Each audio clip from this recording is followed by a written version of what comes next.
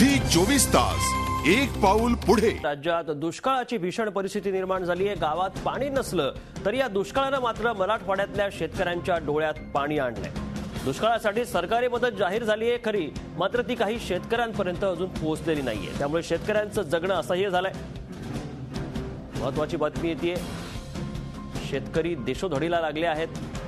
सरकारनं मदत दुष्काळग्रस्तांसाठी जाहीर केली आहे, मात्र ती अजूनही त्यांच्यापर्यंत पोहोचलेली नाहीये। त्यामुळे शेतकऱ्यांच्या डोळ्यात आता मात्र पाणी तरळलंय। पाहूयात झी 24 तासचा एक्सक्लुझिव्ह रिपोर्ट। माझा धर्मनी कसायला डोर आहे कसा, मी जनार्दन बाबाचा शिष्य आहे, काय करू।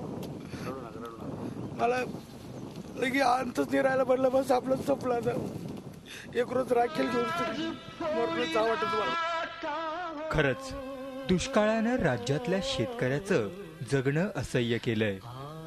थेंब थेंब पाण्यासाठी होणारी वणवण, शेतातलं पीक करपलंय, त्यामुळे शेतकरी कर्जबाजारी। माणसांनाच प्यायला पाणी नाही, तिथं जनावरांना काय देणार। शेतकऱ्यांच्या डोळ्यात मात्र आलाय आसवांचा पूर।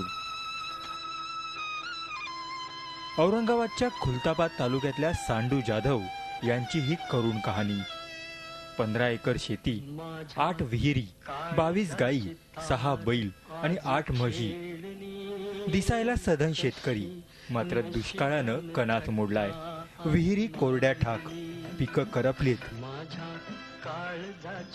जनावरांना पाणी नसल्यानं त्यांना जगणं असह्य झालंय। माणूस एका वेळेला बोकीला दम मारतो, पण डोराचं दुःख नाही पाहायला जात मला। कणभर पाऊस पडला आणि तोच या भागातल्या शेतकऱ्यांच्या मुळावर उठलाय। कारण या तालुक्याची आणेवारी 50% जास्त आल्यानं सरकारी मदतच मिळत नाही। त्यामुळे सरकार दरबारी दुष्काळी नसलेले हे लोक दुष्काळानं मरणाच्या दारी टेकलेत। या म्हशी, या गाई, माझी परिस्थिती बरी होती, पण पाण्यामुळे लगेच हाफ झालो। मला काहीच आजच नाही राहिला, बस बाकी दुसरं काही नाही। इथले आमदारही सरकारी धोरणापुढे हतबल झालेत।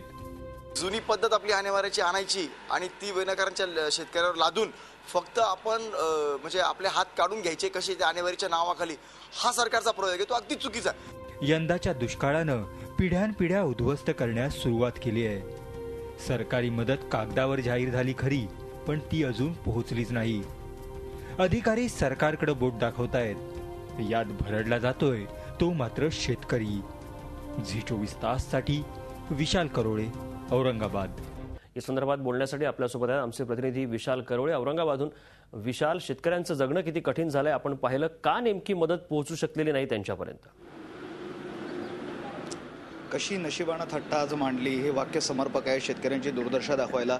मराठवाड्यात दुष्काळ असताना संपूर्ण मराठवाडा दुष्काळग्रस्त घोषित झाला आहे, मात्र या खुलताबाद तालुक्याची अवस्थाच वेगळी आहे।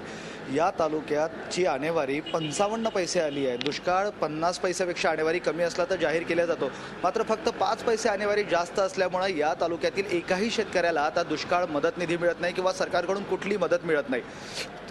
तालुक्यातील विहिरी, तलाव वाटले आहेत, पिण्यासाठी पाणी नाही, जनावरांना पाणी नाही। पण या तालुक्यात फक्त 2 ते 3 टँकरना पाणी पुरवठा सुरू आहे। सगळ्यात दुर्दैवी गोष्ट अशी की या तालुक्याची आणेवारी 55 पैसे असल्यामुळे हा दुष्काळग्रस्त नाही, त्यामुळे या तालुक्यात एकही चारा छावणी नाही। त्यामुळे इथल्या जनावरांना आता तडफडून मरण्याची वेळ आली आणि याच्यामुळे शेतकरी हतबल झालाय। जनावरं म्हणजे शेतकऱ्यांसाठी मायबाप, ते त्यांचं दैवत। अशा अवस्थेत जनावरं जर मरत असतील तर आम्ही जगून काय करायचं, असा प्रश्न या भागातील शेतकरी आता सरकारला विचारतोय। धन्यवाद आपण दिलेल्या या सविस्तर माहितीबद्दल। झी 24 तास एक पाऊल पुढे।